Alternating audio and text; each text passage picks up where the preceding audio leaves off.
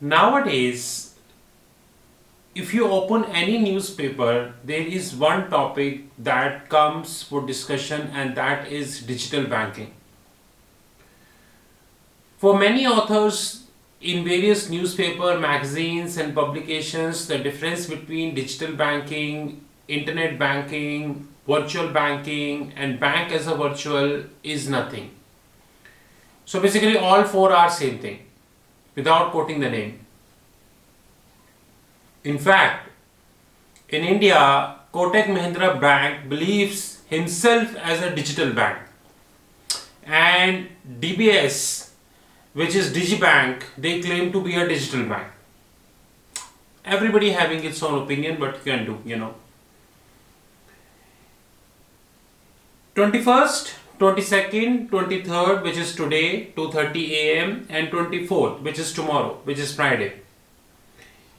Day after tomorrow, the World Economic Forum Davos 2020 is going on.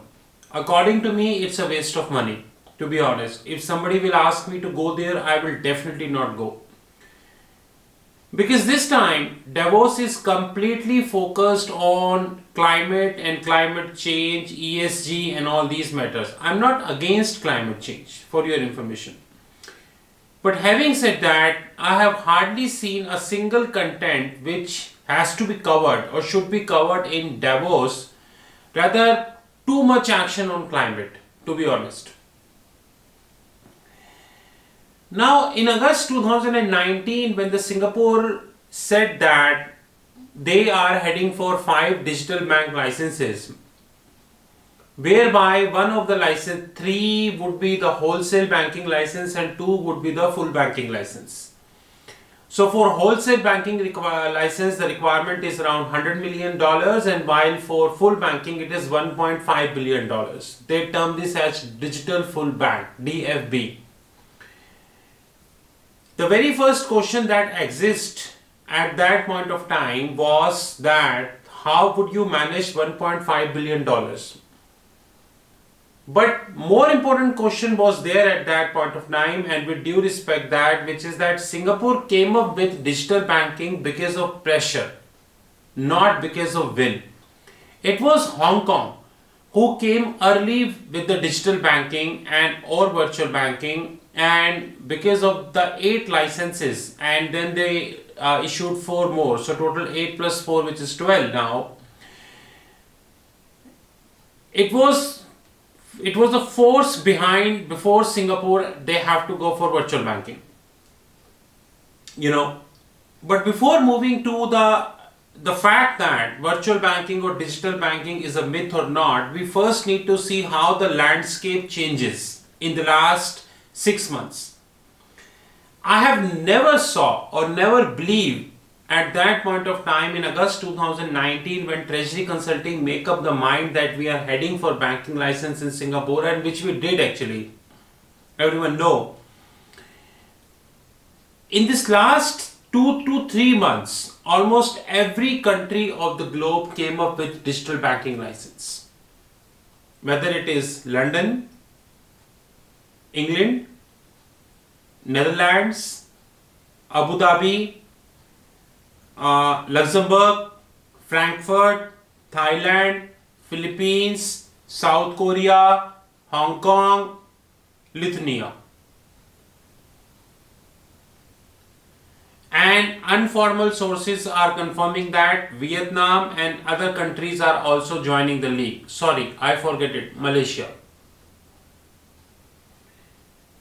So the first thing which we need to learn, that when Singapore filed for license, Singapore was alone in the Southeast Asia. But now Singapore is definitely not alone in Southeast Asia.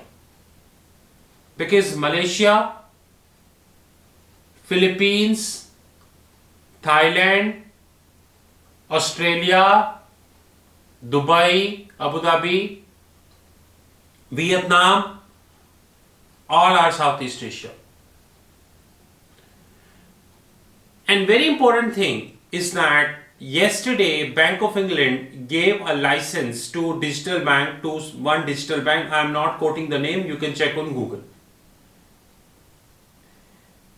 But before we move further, one important thing that is also supposed to be learned by Monetary Authority of Singapore, and unfortunately they failed, is the rigidity. The Monetary Authority of Singapore is a very reachable central bank, just like many other in Southeast Asia except Reserve Bank of India.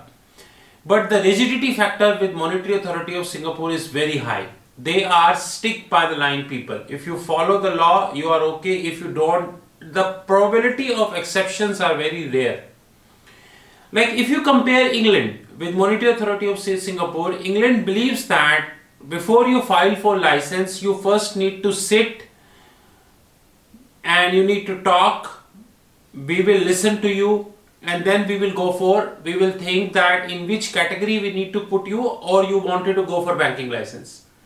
While Monetary Authority of Singapore approach is that you fill the paper, tick, tick, tick, tick, tick approach. If everything is tick, tick, tick, you are in, else you are gone. Stick by line approach. But if you holistically look at the situation, there are 3 virtual banks we have in South Korea and all are in losses. One digital bank started operating in Philippines. I don't think they will take less than 2 years to be in profit.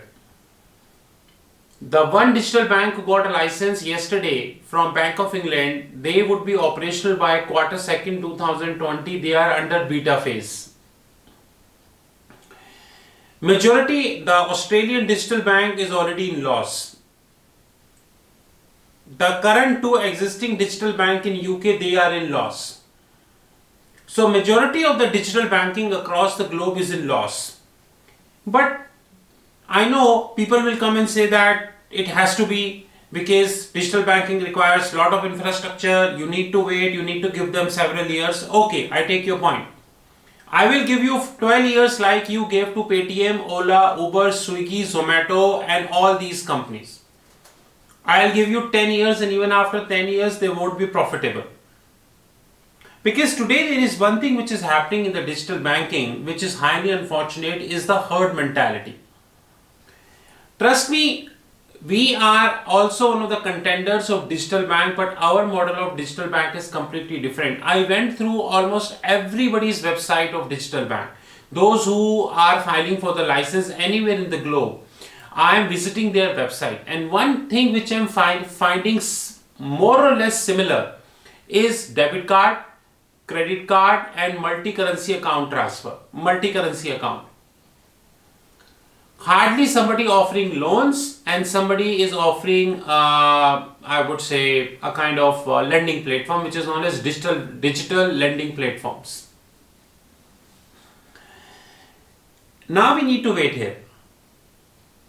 According to Deloitte, a robo-advisor is charging 0.5% fees. So on 100,000, you can calculate the fees. According to the same report, and I also agree that it takes not less than 5 years, and in some cases it may take more than 10 years to reach to break even.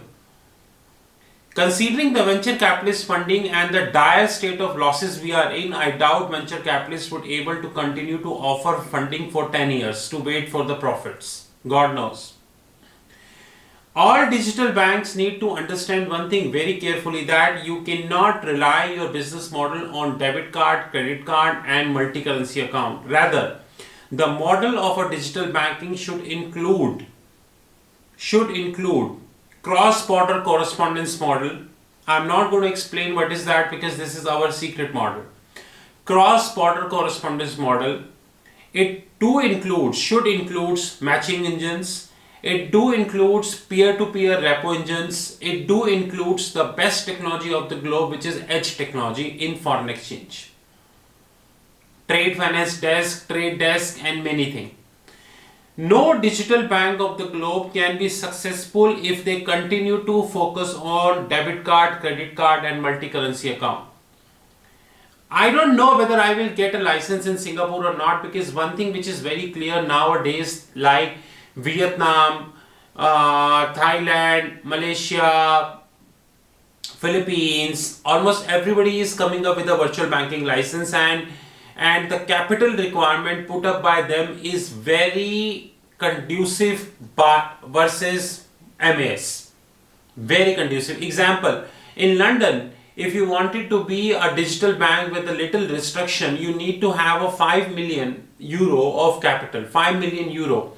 While the same thing we have in Singapore is 100 million, which is 20 times. And we know that British capital markets are much wider and much more, I would say matured than Singaporean financial market. In fact, with due respect, Singapore always wanted to be London, but they never been because of the rigidity by MAS, stick by the line approach. So if a British National Bank is asking about a $5 million of 5 million euro of capital, while MAS is asking $100 million, and in case of digital full bank, they are asking about $1.5 billion. So it is very difficult for most of the people go to Singapore. And the more capital you deploy, remember that it's a sunk cost, the payback period will go longer. So if I have 5 million of capital in England, my payback period is 1 year or 2 years. While if I have 100 million, take digital full bank in Singapore, it is more than 10 years. And God forbid if it is 1.5 billion, just like a digital full bank, then it's going to be maybe another 20 years to recover 1.5 billion, and that too via profit. I don't think you need less than 20 years of time, and provided the venture capitalist is with you for next 20 years. So digital banking is acting as a herd, and I don't know till what extent you are tracking that. But if you track the 50 sites, 50 banks, those who wanted to be digital, you would get to know that majority of them are focusing on debit card, credit card, Visa card, and more importantly, multi-currency account. That's it. No one is focusing on peer-to-peer repo systems, edge technology by foreign exchange, matching engines, and number of stuff. In fact, in majority of the website I went to, I have hardly seen any bot on that. Hardly seen any bot on that. I went through almost 50 plus website. I have not saw any bot on that. Forget the chatbot. Chatbot is the second thing. So now even people use engagement bot also. Like e-commerce players have started using engagement bots to engage with the people. Well, these all things are very fancy. You don't have a simple bot. So very important thing which is happening nowadays is that things are once again moving to a herd. Just like that happened few years before in the venture capitalist space. At the end of the day, Ola, Uber, Swiggy, Zomato, Lenskart, Diners Club, and you name any company, they all are in losses. Peloton and all. Because of the herd mentality. In the same way, venture capitalists are moving into the virtual banking without even looking that the business model which you are putting in the market is there. And more importantly, you should not forget that the big boys, Goldman, JP, Standard Chartered, Citi, HSBC, ANZ, Westpac, NAB, CAB, and the list is very long, they are not yet silent. They are also launching their digital product just like Goldman Sachs. Goldman Sachs, Marcus, which is a retail banking app, is in public domain. It is in public domain. Standard Chartered have their own, JP Morgan Chase having their own, HSBC having their own. It means that if you are coming up with a herd mentality and you will get retaliation from the big boys, then your payback period will grow more longer. And this will end as a collapse the same way the venture capitalist is facing collapse like Deliveroo, just like Honestbee, just like Flipkart, just like Snapdeal, like Myntra, Jabong, and the list is very long. Last comes the predatory pricing. One of the digital banks who about to start in Hong Kong said they would offer 6% of return provided the fund is supposed to be within the limit of, I think, Hong Kong dollar 250,000. So here I am taking an indemnification because I need to check it again, but according to my knowledge it is 250,000 what they said. 6%. While in Hong Kong, Standard Chartered and HSBC are offering around 2 to 2.5%. It means that digital bank is offering almost 3.5% more than what they are offering. Why are you offering extra? Only because you wanted to entice the deposits? How much you can make out of deposits, boss? You are taking it very wrongly. And this is, by the way, predatory pricing, because we know that if HSBC offering 2.5, Standard Chartered offering 2.5, and you are offering 6, it means that your asset liability mismatch would definitely happen and you cannot save from it. So it is an utmost duty of the regulator like Hong Kong Monetary Authority in case of that to come into the picture and say, hey, tomorrow somebody else come and he will start offering 10%, but after 1 year and that bank got bust and the customer's deposit is sunk or it is non-performing asset, then ultimately the responsibility is of the regulator. Of course, the company cannot run away from the legal, but the regulator is also into the picture. So having said that, in a whole digital banking model which I envisaged, it is the rigidity of the Monetary Authority of Singapore, and Singapore will pay definitely price of that. Even today, we got to know that SGX is quitting from swap business from April 2020, which is not a good signal for Singapore. Singaporean banks are cutting jobs. Everyone is cutting jobs in Singapore. Considering this situation, if people are having that kind of rigidity, you know the reason. You know what would happen. While we have a lot of players in the Southeast Asia and in Europe, those who are coming in the digital banking, which includes Philippines, Thailand, Vietnam, Malaysia, Australia, and Abu Dhabi, and multiple. God knows, in the next 1 to 2 years, countries like Scotland, maybe, I would say Sweden, maybe Denmark, they will also come. And they're supposed to come. It's a matter of time, but they have to come and they should be coming. And the day they would come, then Singapore would be surrounded and it would be a big mess up. Third is the capital requirement. If Europe is asking for 5 million euro while Singapore is asking for $100 million, so it definitely that the payback period for a European digital bank would be much lesser than the Singaporean digital bank. That is also a surety. And more importantly, we need to appreciate one thing without any offense, that European financial market is far ahead than Singapore financial markets. That is also a fact. And in this whole picture, the US is not yet entered into digital banking because the big boys like Goldman, HSBC, Standard, Citi and all, they are launching their digital platform. Guys, do you know that Citibank is wanted to close around 2/3 of the FX platforms? 2/3. Vanguard, the largest hedge fund of the globe, is entering into the FX signaling. It means the end of road for big banks. Vanguard firepower is unlimited. I'm telling you, unlimited firepower. Maybe they have firepower greater than Goldman Sachs, to be honest.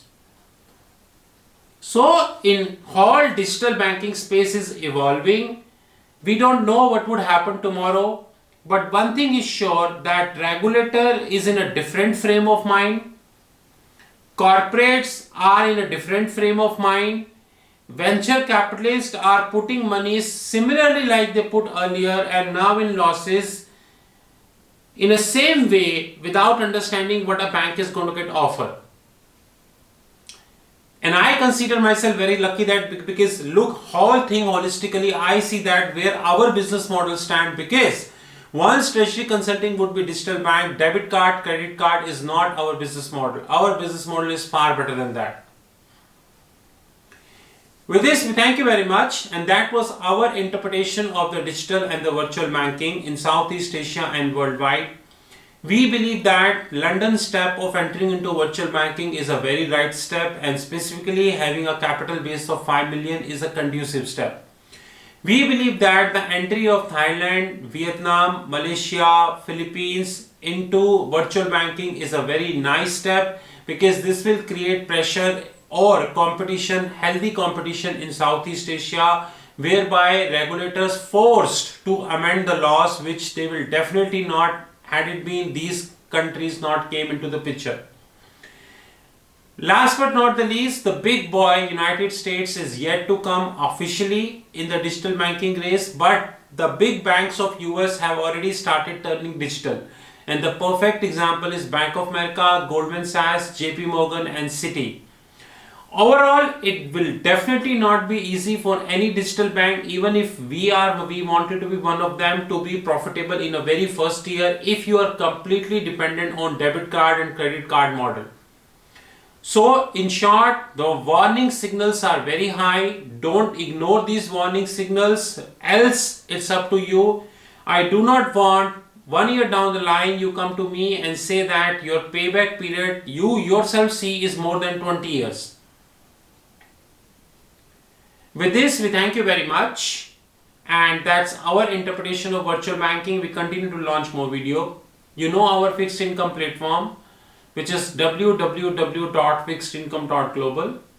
You know my mobile number, which is +91 9899242978. I repeat, 9899242978.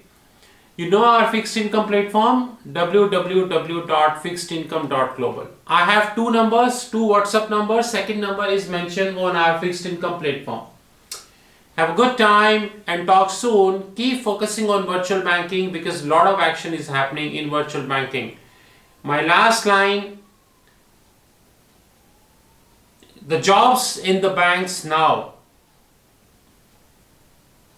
say it is 100 today.